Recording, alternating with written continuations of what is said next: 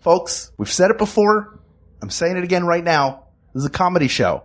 We are not a dog whistle for conspiracy theorists. I just want to put it out there. Also, thank you for downloading this episode of We Got This with Mark and Hal. I forgot the name of the show. Yeah, I know. I forgot the name of the show. Did you forget, or was something implanted in your brain? We're going to find out. Yeah. There's some conspiracy theories out there. There are. There's some very heavy conspiracy theories out there. This is true. We're not going to dig into those. We're going to assume that none of this is true. So if you're listening to this, waiting for confirmation of your conspiracy theory, get walking somewhere else. Pack up your knapsack and move on. You can get that stuff at another podcast. That's right. Go listen to Criminal. Maybe they'll do it. I don't know. It's a great podcast. Listen to it anyway. Anyway, it's fine. Adam Busch is here. He's being very quiet. He's nodding. He doesn't want to ruin his big intro. So, which you just did. Pretend like you didn't hear me say it and enjoy this episode. We Got This with Mark and Hal. Hello, I'm Hal Lublin. And I'm Mark Gagliardi. Since the dawn of humanity, one issue has gone unsettled. With the fate of the world in the balance, we're here to settle, once and for all, best conspiracy theory. That's right. Don't worry, everyone. We got this. Podcast should have a theme song. Podcast should not have a theme song. Yes, they should. No, they shouldn't. They sound good. Yeah, but people are just going to skip past it. You know what? You're right. We got this. Well, here we are. Yeah. Or so we believe. I'm just going to keep doing that bit over and over again for this episode. Sure. We're here today to talk about conspiracy theories. We are, and this is a rare case. You know, normally for most episodes, the topic is something that you, the listeners, have suggested. But sometimes we have a guest who comes in that needs to discuss something and needs a question answered, and that's what we're here to do now. Our guest, you may know his music, you may know his acting, but you should know that he is a A+ human being. Adam Busch is here to join us. Hello, Adam. Thanks, guys. That was really sweet. Oh man, we're very excited to have you on the show. Yeah, I've told you this before. I've stood in the audience and watched you play music at some of the seminal moments in my life. Yeah, and it makes me very happy. Like, I know exactly where I was standing when you played Tom Waits's "Innocent When You Dream" at M Bar. Like I don't know if I've ever told you this. There are many moments that I've seen you performing on stage with Common Rotation or in other incarnations of music. And it is a joy to have you here. I'm just impressed that all your rites of passage take place in a folk club. Yeah. It's my great moments in my life. Or you know, there are certain, like, you'll be at a place and you'll see a show and a song will hit you or something will happen. And it's like, you know, you just remember that moment in your life and you recognize that moment as being a great moment. And because it wasn't on TV or on the radio, it was something we were in a room together. Exactly. So we shared it. And that's what I think that you do so well, that I love, is you are always, when you're playing music, you are always in the room with the people there listening. There was a acting director named Gene Frankel from New York City who used to say, acting or auditioning is just, think of it like this. You want me to experience something for you? Fine, I'll experience something for you. I love that. Yeah. This guy did not sound like he was happy to be an acting teacher. No. Oh, he wasn't happy at all. He was brilliant. I loved him. Modeled most of my personality after him. There you You're go. carrying on that proud legacy.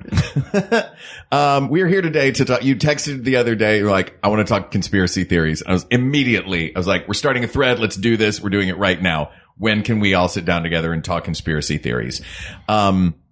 So I'll tell you this, researching this topic, boy, is that a deep dive. Is there a lot of stuff on the internet about this? Yeah, it's weird. Huh. It's weird that it turns out that... Thought it was my own little niche. I didn't know that I'd spread. The internet is where people go when they want to talk about conspiracy theories. But let me ask you this to you start think those off. kind of people would have like a real strong network of friends and family around them. Yeah, to, yeah, sure. Talk through this stuff. Just say, you know what? Let's the four of us sit down, have a nice home cooked meal, and then we'll talk about chemtrails for an hour. Just like they did in the 20s. We don't have that anymore. Yeah. Let's bring it back. It's the tin hat Algonquin round table. And it's so isolating that I had to resort to calling friends who have podcasts with hours to fill that just might be desperate enough to hear me out. We're always desperate. That I promise. Now, Ding. here's my question. Here's my question. Because we only determined that we were going to talk conspiracy theories. What is the question that we are answering? Is the question, because frequently on the show, it's what is the best blank? What is the most blank? That's kind of a funny one. I think it's really that whole concept. What is the most conspiracy theory? Or just yes or no. Yeah. Is that a rabbit hole we should all go down at some point? Yeah. Should we question everything we see? Right. Should we support this, or is it just, spinning out of control? Is that bonkers? Is it just that thing that happens when somebody goes on too much about conspiracy theories, and even if they're right, you go at some point while they're talking, oh, I wonder what's really wrong with them. Like, Yes.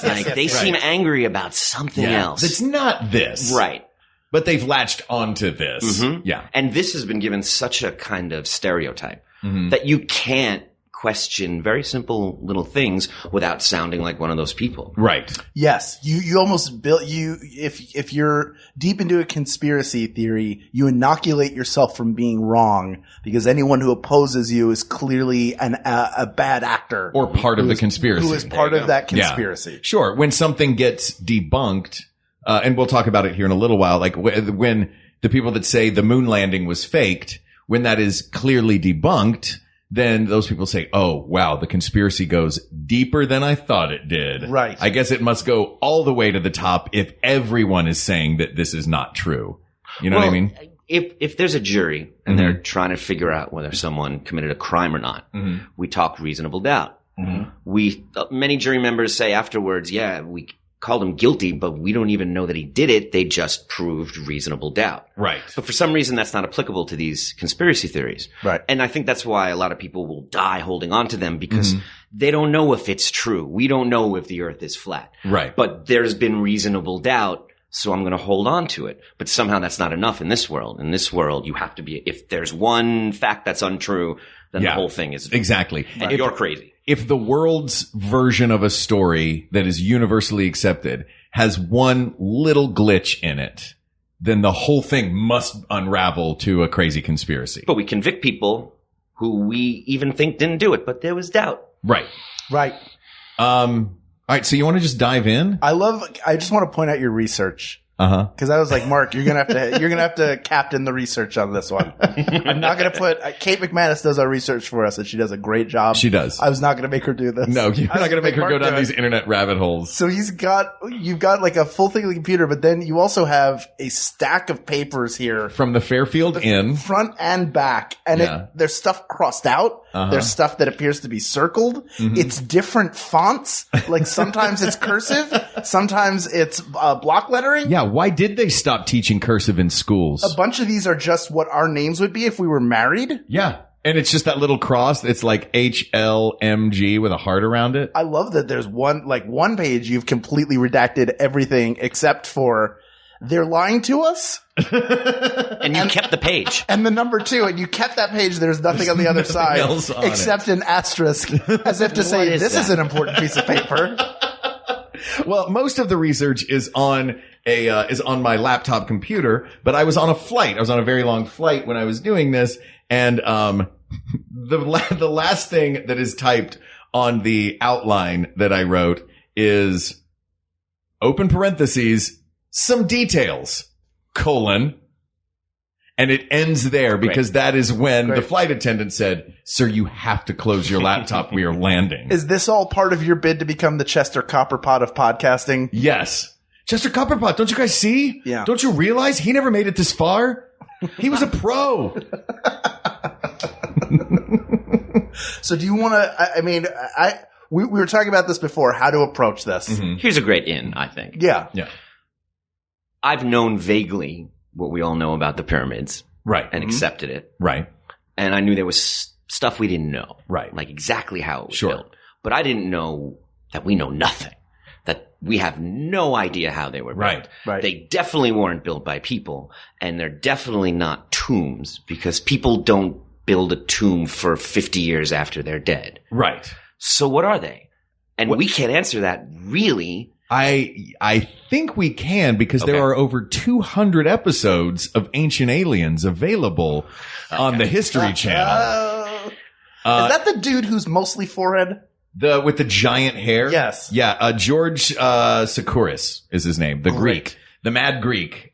He wears crazy suits and does his hair all up crazy because he's like, well, I'm a conspiracy alien guy on television. I should probably look the part. I was very excited to do this because, and the alien stuff is what I asked my dad about this afternoon, because, my father in the last year, my father doesn't do anything halfway. He goes all in with whatever it is that he does. I like this man. I like He's this great. approach. He goes all in. So about a year ago, my dad says to dabbles me, in conspiracy theories. Right, I know. No, nobody Yeah, dabbles. You have to go. Yeah. It's not casual. It's not a weekender sort of thing. About a year ago, my dad says to me, you ever watch this show, Ancient Aliens? And I knew exactly in that moment the conversations he and I would be having in a year. Mm-hmm. He has now seen every episode of the show. It's all he wants to talk about. And he called me a few months ago. He's like, son, I'm coming to Los Angeles. Like, oh, you coming out to visit? He's like, yeah, cause Alien Con is happening in Pasadena. Oh. So my dad, flew to Los Angeles to go to Alien Con, which is the Ancient Aliens. It's put on by the producers of Ancient Aliens. And like you would go to a Comic-Con and you would see all the stars of your favorite movies, and those would be the autograph sessions and the photos you would go get. And this is that just with the cast of Ancient Aliens. And my dad bought the gold pass. And additionally, he bought autograph sessions and meet and greet photo sessions with every single person who is involved with the Ancient Aliens show. And I'm not going to lie. He makes compelling arguments. They're a compelling argument. The thing is, the thing about Ancient Aliens and the thing about these alien conspiracies, this one jumps to the front for me because it really is plausible to me. Like the idea that we are the only planet. I'm going to start sounding like a crazy person. I'm like wrapped. I know it's my job to talk into a microphone, but I just want to Guys, we're doing this. We're doing Yeah, it. it's We're doing happening. it. We're in it so now. deep. Just do it. We're in it now. I feel like I should just swing the lamp that is above our heads right now. I'm going to start smoking. Great. Yeah. You're going full Art Bell, late night, dark studio. It's silly to me to think that of the billions of planets out there that we're the only inhabited one. Mm-hmm. And it's silly to me to think that the length that we have gotten in our technology is the farthest that any species on any planet has ever gotten. So it's not outlandish to think that there is, I mean, we're exploring space. We've been exploring space for not long, 40, 50 years, that there are other species that have explored space and have gotten pretty far. I like the saying that the best proof that aliens exist is that they haven't contacted us. Because if you went into a field Right. and there was a bunch of dogs just, fighting each other. Yeah. Right. I don't think you would interrupt and say, hey guys, do you want to know all the secrets? Yeah. You'd probably wait Sure. until they calm down. Until they were ready. and then come over. Yeah. So the pyramids, we don't know what the explanation is. We don't know Right. how they built them with technology that's greater than ours. Right. I don't know if aliens did it, but if no one can answer that question, I can see how it would lead me to a convention with an 8x10 waiting to get signed. Exactly. It seems weirdly plausible. I would subscribe to the alien theory, assuming that there's like a Diane Fossey of aliens who wanted to come live among the primates and study them. I'd be like, you should have, like I taught this ape how to press numbers in sequence. Well, I built some pyramids for these people. And by the way, I think if if our ancestors could turn fish into a loaf that we eat, then they can build pyramids. They just complained the rocks into being. Oh, is that how it worked? You just guilted it like, oh, it's fine. Don't be a pyramid. I'll be over here suffering. Did you just draw a direct line between gefilte fish Yeah. and the pyramids? The other great engineering. You explain the gefilte fish. How is it made? I don't know. Of course, nobody knows. You take salmon and you gefilte it. Yeah. Oh, sure. It's gefilted With fish. Yeah. Gefilte blade. It has been, it's, Well, I can tie it when you go to see King Tut, when you go see the remains that tour around. oh, did you see that tour that's I here in did. LA? It's It comes great. the Dead Sea Scrolls, and the first recorded parchment contract ever discovered is a land agreement between two Jews, and it goes on for pages. So it is very deep. Yeah, That's how we do it. Old school.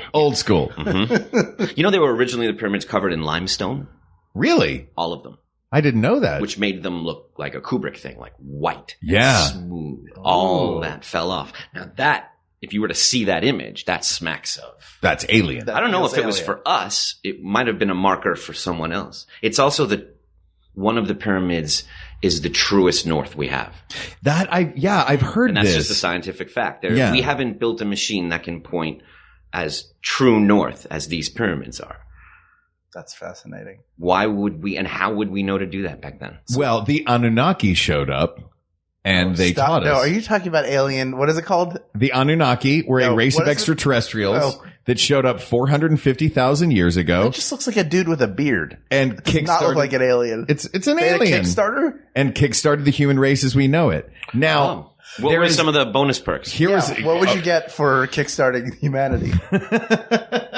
at a certain level. A t-shirt. Yeah, you get the T-shirt. You get a copy of the land agreement drawn up between those Yeah. two Jews. Now, I can't carry the this. next level up, and this is part of, this is where the thing becomes like, okay, this feels like conspiracy.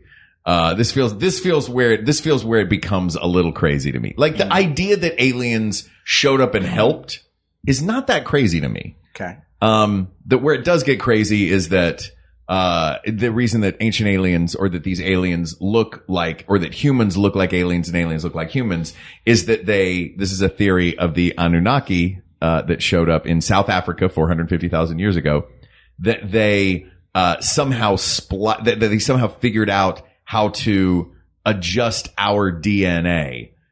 That they are, when people talk about the missing link, this is a thing that I found in my deep dive, that the missing link is when the aliens showed up and kicked our evolution into high gear and made our brains smarter by splicing it with their superior alien brains. That's when it starts to feel a little crazy conspiracy to me. Keep digging. What else did they do? Oh man, the Anunnaki did a lot. I don't Blended fabrics, also from the aliens. Ooh. They had a loom. I don't want to get too, that's the problem. And we were talking about this before. Like, I feel like this episode, we're going to have to look at generalizations. Sure. Because if we start digging too deep into any one theory, What are you afraid of? we'll, What are you afraid of? I mean, until we have another explanation. This is why I freaked out about the pyramids, because I was like, why are we spending any money going into space when we don't know what this thing Sure. right here does? Like, also, why are we spending any money going into space when clearly they're interested in coming here? Yeah. Why don't we just stay put? It's like when you lose your mom at the mall and you're like, I'll just stay put because she's looking for me. Is there a theory where there's a giant balloon tied to the Earth so that the aliens can find us in a crowd? Just in case? Space buoys. Yeah. right. I think so. Yeah. The aliens put a space buoy on us. Yeah. And that's how they're going to find us when they get back. I mean, until we figure out how they built them like that and how I'll accept anything. It's as I wish good a theory as any. I wish I could just have an open mind and not be. It's like when Richard Nixon made marijuana this hippie thing, Right. and it was like you can't just smoke a joint without taking on all of this cultural stuff. Now Right. you represent this, and now that's Right. that, and it remains to this day. Sure. Yeah. This is the same thing. We can't ask very simple questions. Like I looked up what that flat Earth thing was. I didn't know what it was. Uh-huh. Can we talk about that? Let's, I think that's a great one to move on to. Sure. Is the flat earth theory. I don't know if the Earth is flat. In fact, I think it's not. Hold on a Put that second. out there. Hold on a second. You know. don't know? We sent people into space who took pictures. Which are all composites, because you can't get it all in one frame. They asked Bill Nye about flat Earth, and his reason why it's impossible was, have you seen the amount of paperwork it takes to do things at NASA? And I was like, that's not enough, Bill. Bill, that's just not enough for me. No, I don't think it's flat, but some people are questioning why we can't fly over Antarctica. They're questioning certain things about flight patterns. And I think they're valid questions, but they've successfully deemed all of that flat Earth. So now the second you even bring that up, you're just taking all this baggage with you. I ascribe, and this may be antithetical to everything that a conspiracy theorist would hold dear. And this isn't my general guiding principle of life, but for something like flat Earth, if somebody's like, prove that the Earth, what about this? What about that? I don't have the answers to that. Right. But there are people way smarter than me who have dedicated their lives to the study of the Earth and to space and our relationship to other heavenly bodies who have figured this out. And they would be happy to answer that question for you in a way that I cannot. They understand the science of it. I trust those people and what they've done. That is certainly a leap of faith to trust anybody about anything. But at a certain point, there was a time we believed the sun was a man in a fiery chariot riding across the sky. Right. And we haven't definitively proved that isn't true. We only know what we've learned in the last, 600 plus years of what the sun actually is, that it's a star and it doesn't revolve around us. We revolve around it. Right. And that we're also spinning as we revolve, and that spinning is what keeps us all on the planet because it creates a gravitational pull along with the moon. Like that everything works together. It's one big mechanism. So I tend to believe scientists over sure. anything else that even sounds or feels good. Right. The one thing that got me thinking differently about flat Earth was not anyone's theories on why the Earth is flat. It was listening to the scientists explain why it's not. Because all of them were simple things like a ship goes slowly down when you see it. How come you don't see it? Right. That's not enough for me. That's fine. Right. But that's a NASA scientist. That's not enough. No. You think that every ship is just sinking?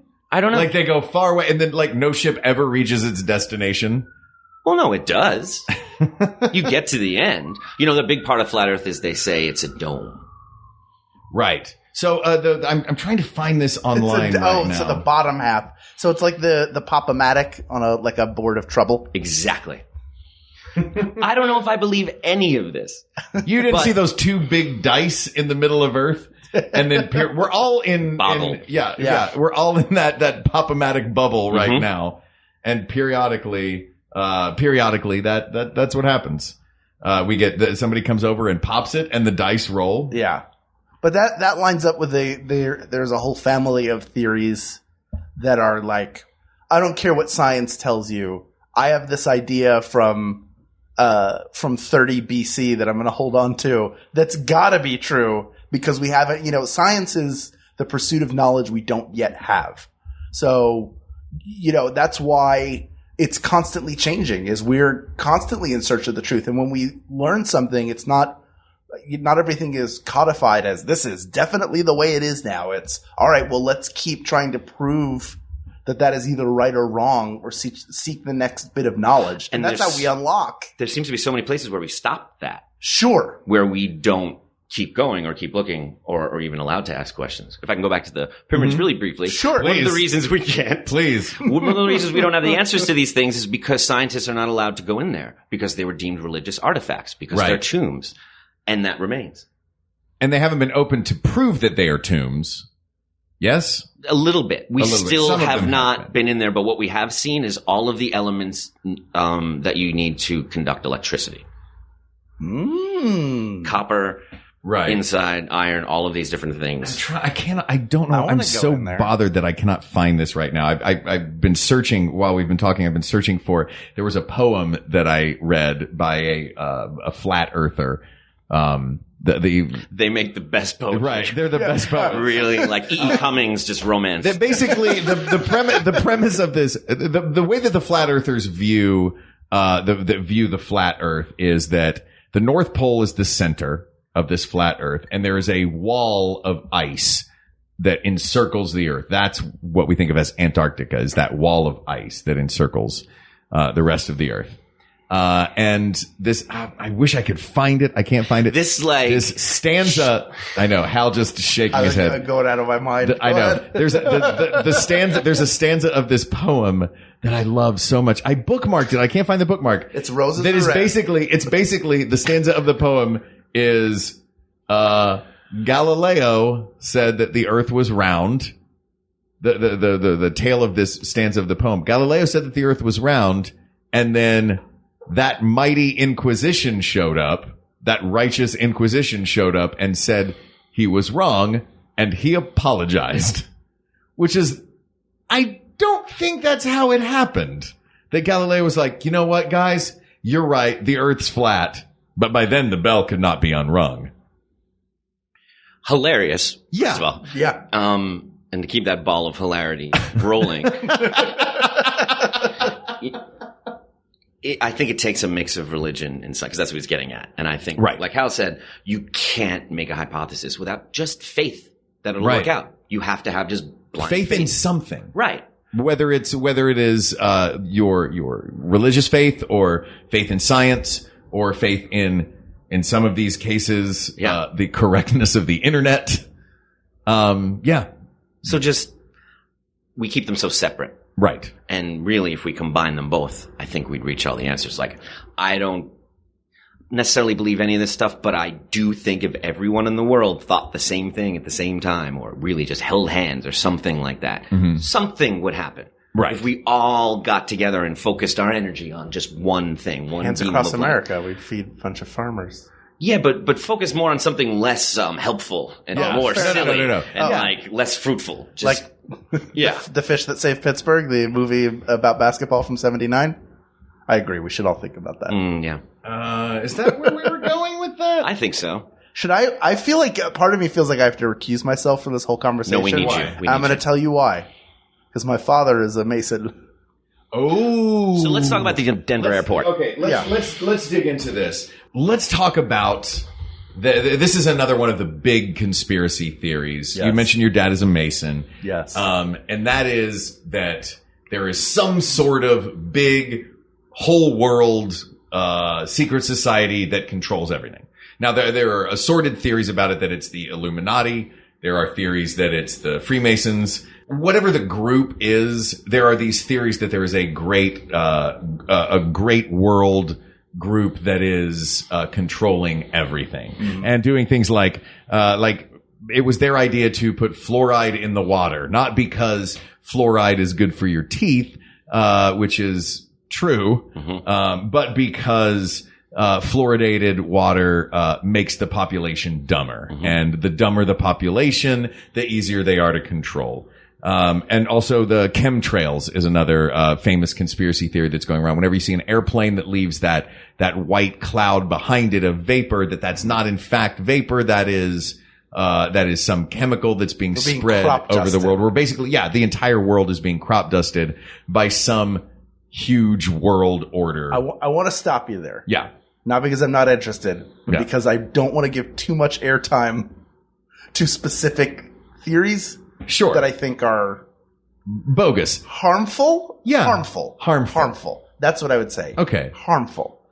I also think that it's easy to debunk because the world is so disorganized that there's no way that, I don't know.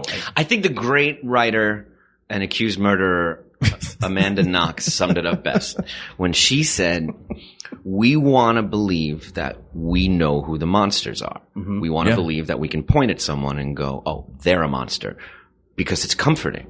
Because if we don't know who they are, then that's frightening. Right. So we want to be able to say that. And I think a lot of this Illuminati and world order stuff is just a desire that there is a plan. There must be a monster. Someone knows what they're doing. Surely we're not just reason. hurling through space without any idea what's happening. Exactly. And that's where it's similar to finding God. You know, when you put all your beliefs in one system, it's kind of you want to spread it around a little bit, I think.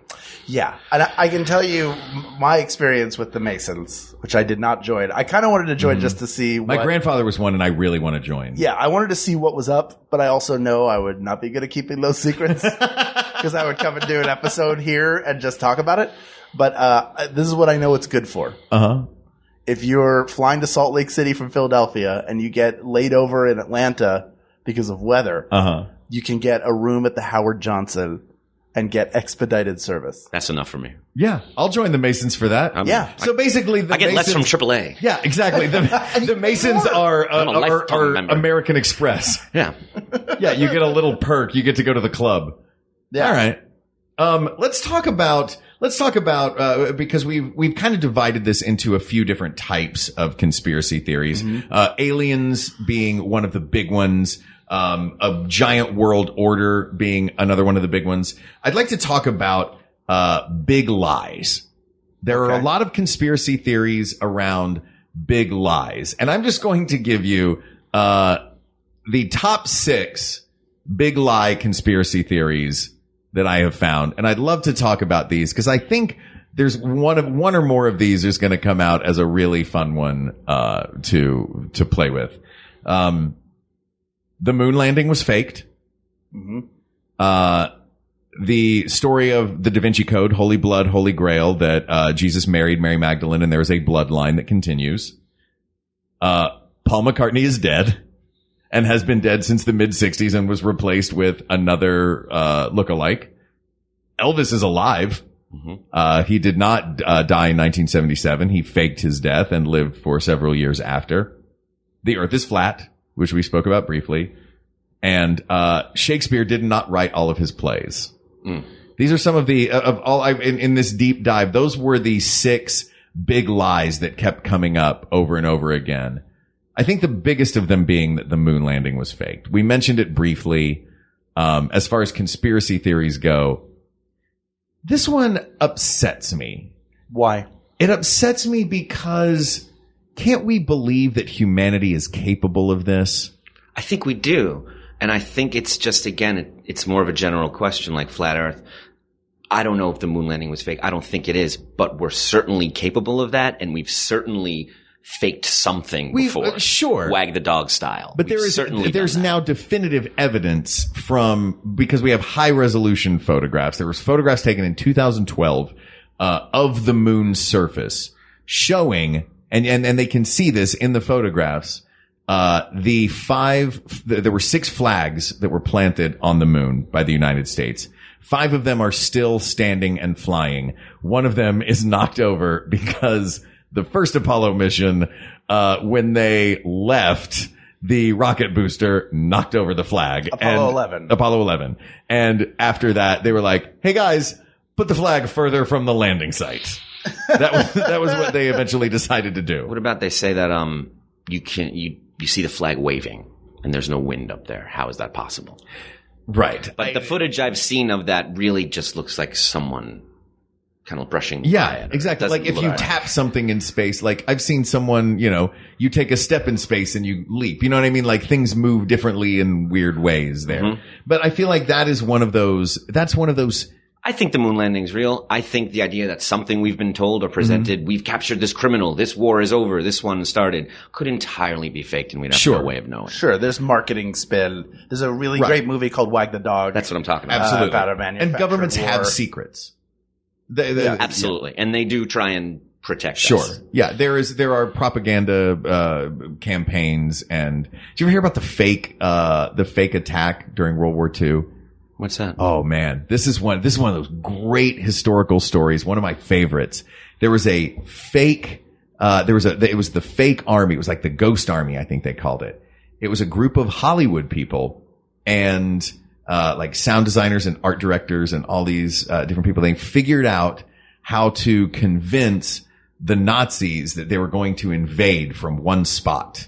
And so the Nazis amassed an army in this one spot, and then they hit them from another side.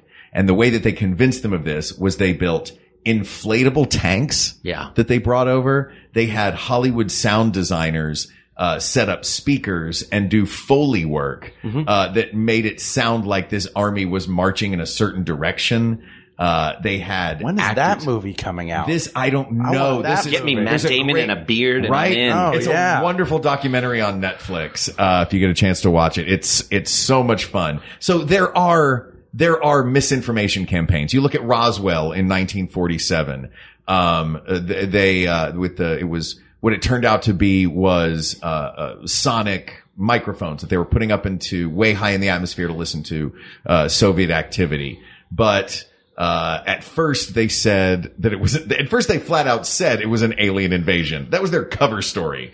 And then everybody went, there was an alien invasion? And then the government went, we probably shouldn't have made that the cover story because that's kind of a huge news story if it is. So then they were like, it was a weather balloon. And then everybody went, hang on a second, you said it was an alien invasion. Wow, they told us the truth, and then they made up a lie about it, when in fact, the first thing that they had said was the cover story for doing some Soviet recon work. So yes, entities, governments, whatever, lie. Yes. About things. My favorite story along those lines was, I think in the 1930s, the BBC, there was some incident that happened, I think in India, that they wanted to cover up. But before they could get to the newspapers or before the radio broadcast, whatever the issue was sort of was resolved. It wound up not being what they thought it was. And all the papers were like closed for the holidays. So that night, the BBC News came on and said, there is no news, and then played music for an hour. Wow. So it was the day there was no news. Because the one story that was out there that was worth reporting that they wanted to squash had already sort of like, it wasn't the big deal that they thought it was. So they didn't need to do their spin on it. So the fact that there was a day with no news. That's frightening. That's amazing. Yeah. I would keep me up at night. Yeah, I would be terrified. It's haunting. It is haunting. Forget the barrage of too much news. If I turned on PBS NewsHour and they were just like, nope, nothing tonight. Anybody read any good books? Yeah. Be like, whoa. Hang on a second. Yeah, there's a story. There's always a story. There's something going on. I would love a day without news, though. Oh, I right. would love one day of a break. I don't care. I don't want the human interest story, like nothing. I just want a vacation. It's not something that's going to be presented to you. You're going to have to create it. Yeah. I know. I do. Yeah. I know. That's self-care 101, 102, Yeah. and 103. Turn on an album. Turn on an album. Yeah. Like turn up. Hey, the 60s. But not one by Paul Turn McCartney off- or Elvis Presley. Right. Because that's No. going to... Let's talk about these. Can we talk about these? Yes. Here's what came to mind. This Paul McCartney thing is hilarious. If I may, I heard this story a lot from musicians that said that Prince liked to I be don't know this wheeled in and out of concerts in road gear. That he liked to get into like a case, a road case, and be wheeled into the show. little. He was a little He guy. was Yeah, weak. you would fit. That's what they like. That's what he likes. That's his thing. And I finally met someone who worked with Prince, and I asked them about that, and they laughed and said, no, that's not true. But he does a lot of these last-minute pop-up shows in venues that too many people come to, and there's Right. no exit or way out. And if he can't leave without causing a scene, they would put him in gear and roll him out as a security Wow. measure. But I could see very easily how doing that once could turn into a story like that. Do you think a lot of these conspiracy theories are a game of telephone like that? 100%. That's my Yeah. point, is that there's something there. It's Yeah. probably not what we think Sure. it is, Right. but there is something. Mm-hmm. Like, there's lots of conspiracy theories about the Denver airport involving the Freemasons. Yes. And- Because- which has Denver Airport just has some creepy art. So explain it to me. Yeah. Somebody has to explain to me. I don't know if it's a secret bunker for the rich and the elite, but who chose to put a horse named Lucifer with red eyes in the front? Yeah. Who chose a plaque to dedicate it to the Freemasons and the New World? Like, that's there. That had to pass through government approval. Yes. Yeah. And they were okay with such horrific, weird imagery. Well, and then you have things like, I think it was in Virginia, there was like a mountain resort that for years people were like, there's a government bunker in that mountain, and the resort is a front for it. They're like, no, it's not.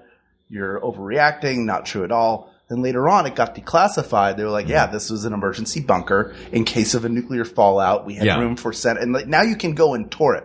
Wow. So you can see like that it's there. So are there hidden bunkers Yes. Yeah.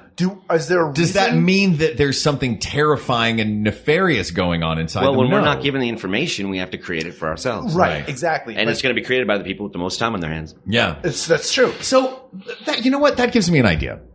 Because we were trying to figure out what question to answer in this conspiracy theory discussion. Maybe that's a fun question to answer is, in a situation where in a vacuum, if there's a vacuum where you don't know, what is the most creative thing that at least one human has come up with that people latched onto? I'll tell you what.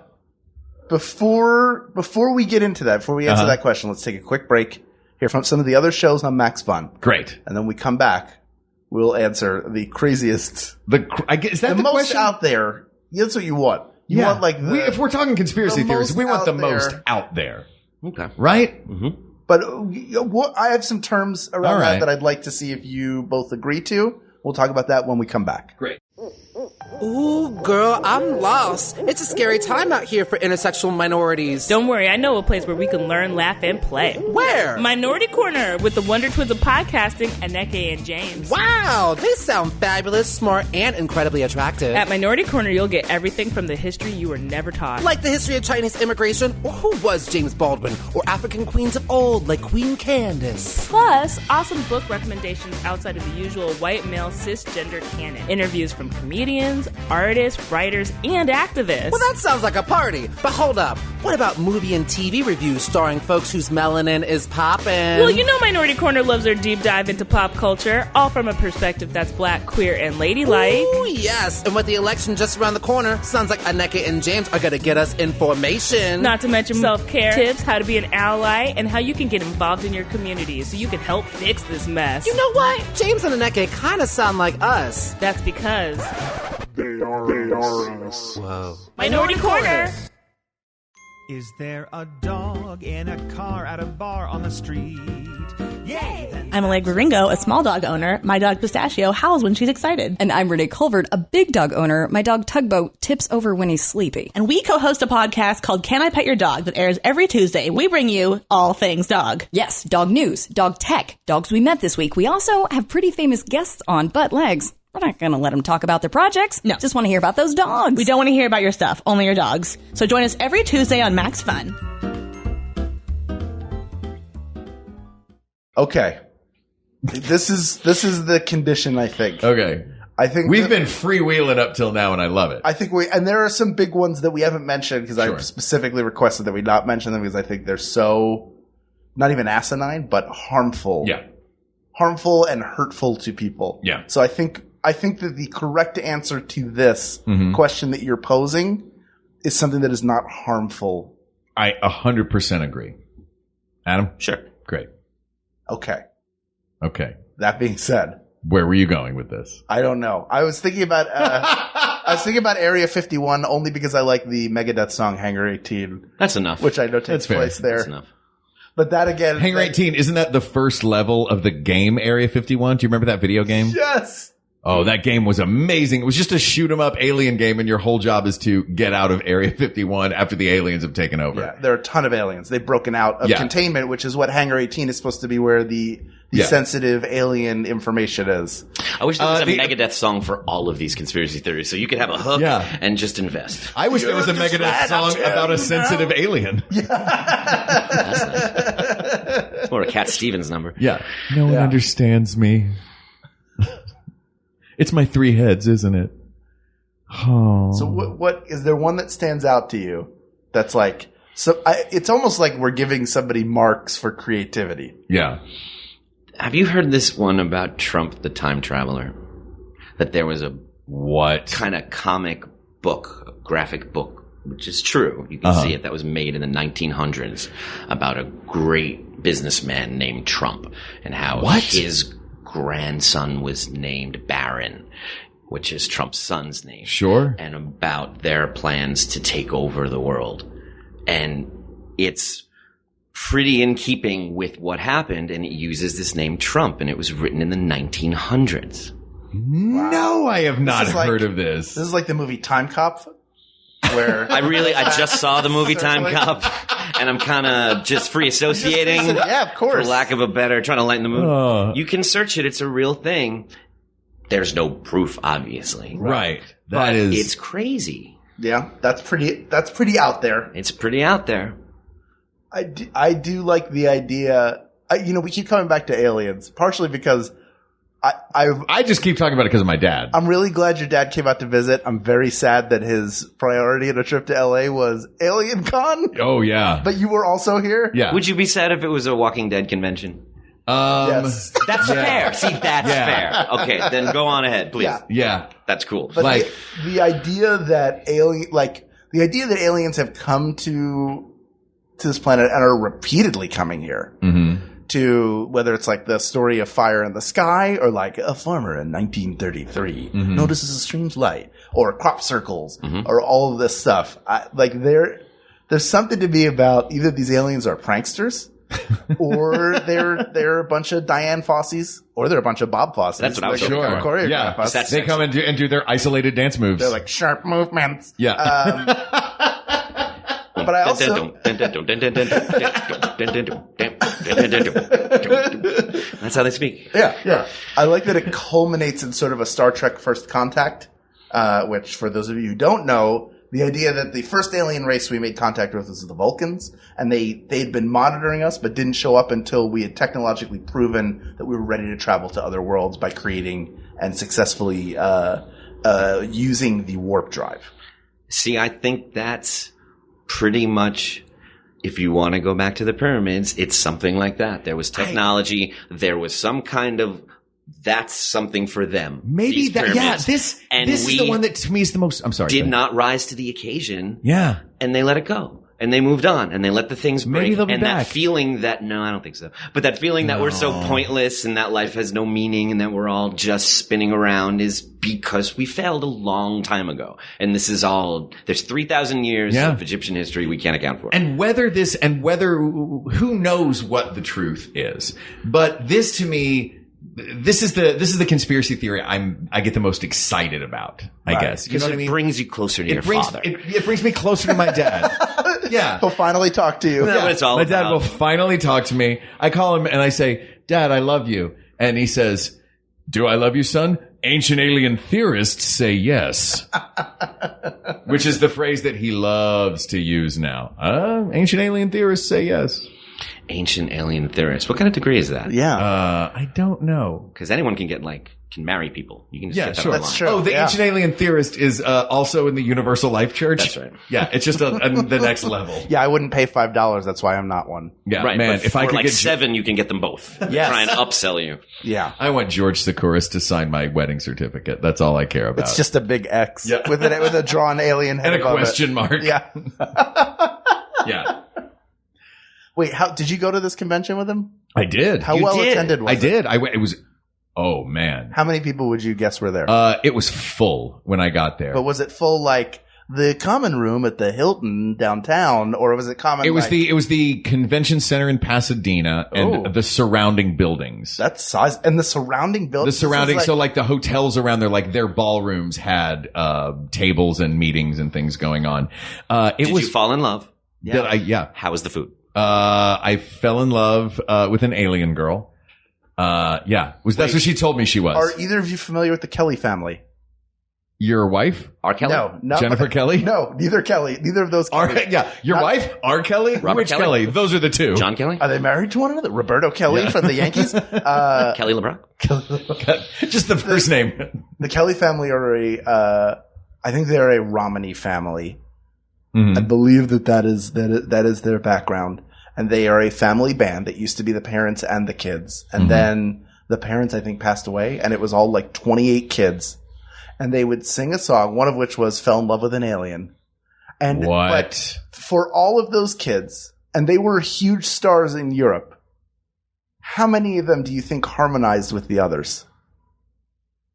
Is there such thing as 28-part harmony? Is there such a thing as 28 people and 0 parts of harmony? What? They just sang in unison? Yes, they did. 28 people singing in unison. That's just creepy. Yeah. It's inherently, and the sound of families, they all have the same voice. Yeah. And they all look so really alike. it's just, it's not like a chorus other than it's just like one loud person. It's haunting. Take the those two twins in The Shining when they say, "Come play with me," and set it to 28 of music them. and just echo and echo and Yeah, echo. that's exactly what it is. That is the exact experience of the Kelly family. Yeah, they have a song called "Fell in Love with an Alien," which is what it made me think of. And also, I think the Kelly family could be aliens. They may not be. Sure. Romney. Who knows? Who knows?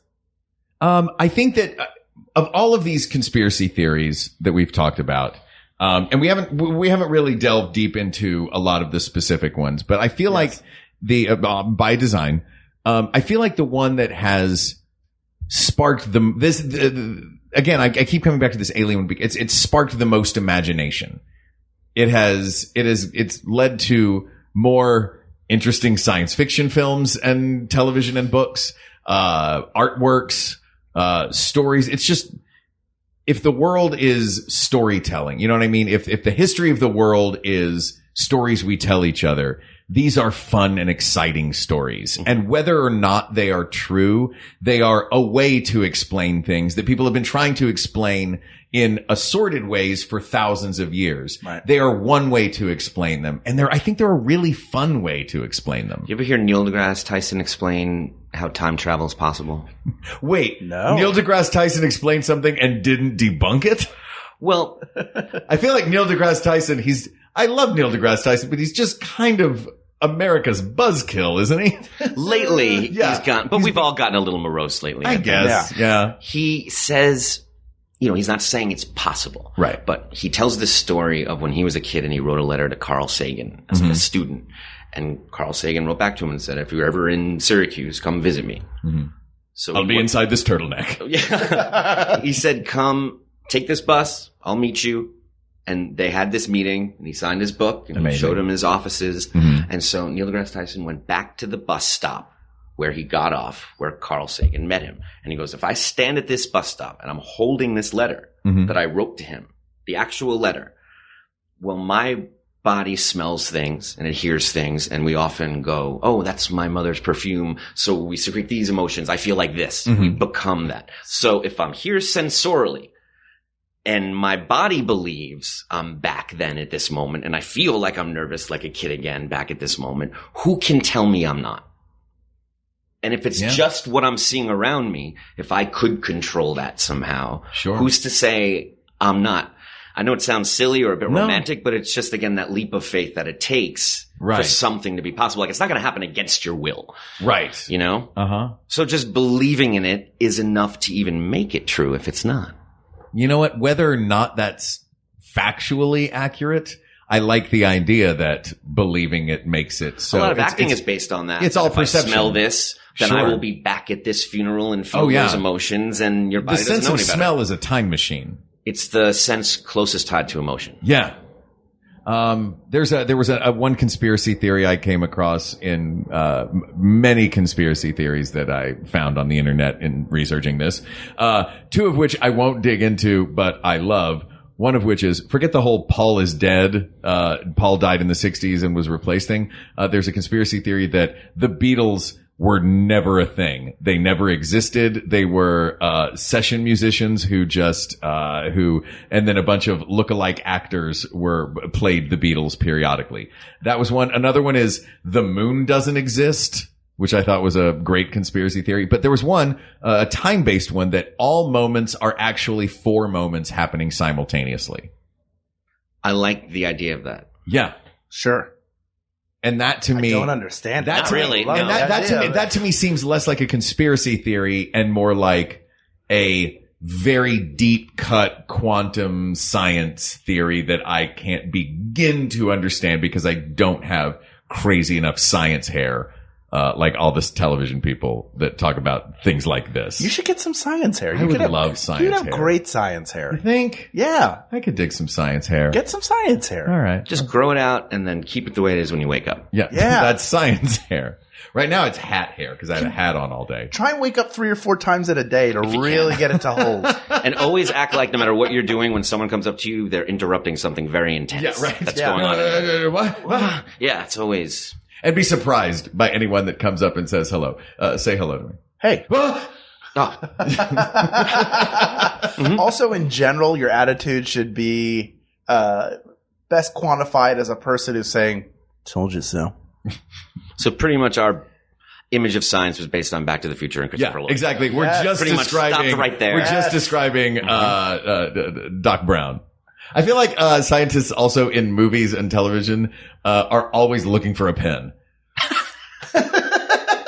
That's what scientists do. Like, that's what a scientist does, is a scientist looks for a pen. Like Peter Falk at the end of Princess Bride, where he's looking for his keys for an hour and a half. All right. Okay.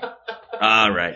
Did you see the Werner Herzog documentary about the internet? What was it called? I did not. No.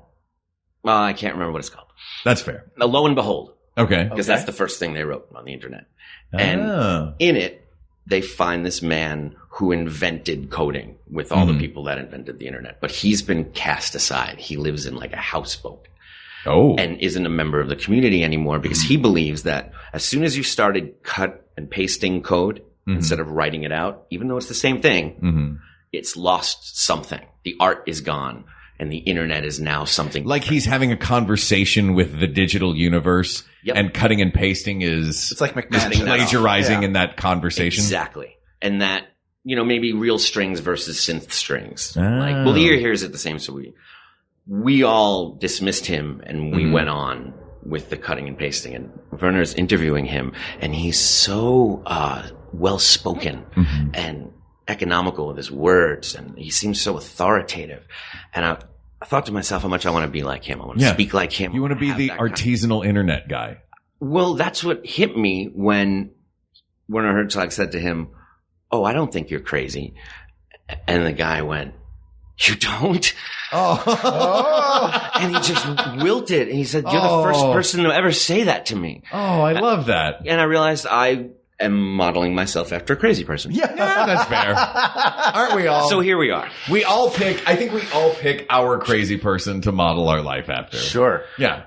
Who's your crazy person you model your life after, Hal? You. Oh, thanks, buddy. I was going to say the same thing about you. So we're just those two MC Escher hands that are drawing each other? Yeah, that's right.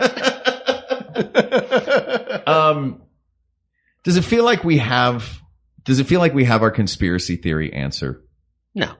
No. But it feels like is there ever going to be a conspiracy theory answer? I hope not. Yeah. I hope there'll be individual answers, but on a whole, we'll continue to question things. Yeah. And I like that. You can't get out ahead of it. You will never be able to because there will always be something unexplained. And then for everything that's unexplained, there will be three people who are like, I could explain this. Yeah. X, Y, and then an M, like not MC Escher. Now I have MC Escher in the brain. I know. The Rube Goldberg. A Rube Goldberg machine of like, this thing happened there, and then the chicken laid an egg, which got the lighter to burn the string, and then a hammer swung into a duck. Did you ever play that MC Escher version of the game Mousetrap? Oh, it's amazing. Like the board, and then there's another board underneath it, and then it flips around on another board, and there's a staircase to a third board. That sounds easy to travel with.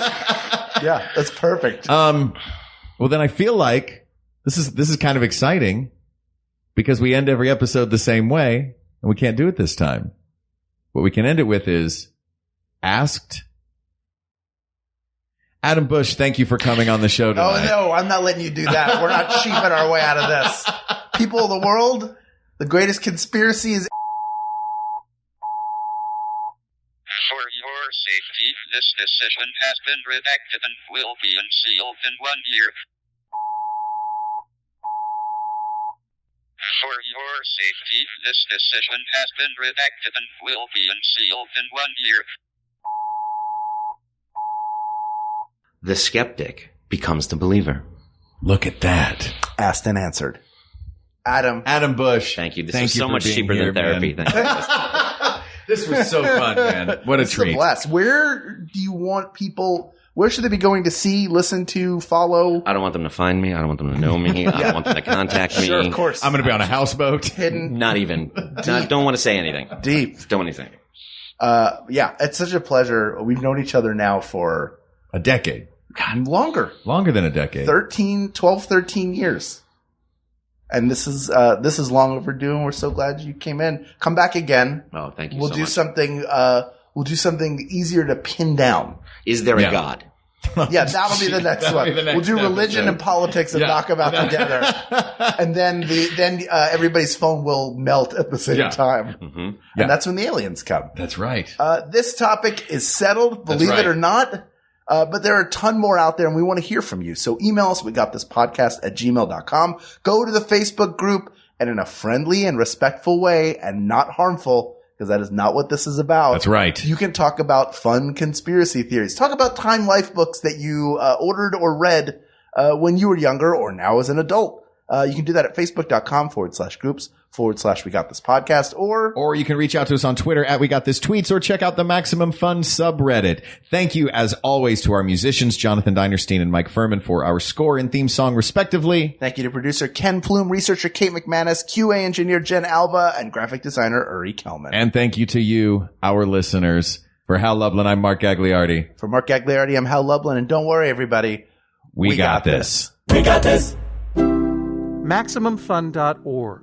Comedy and culture. Artist owned. Listener supported.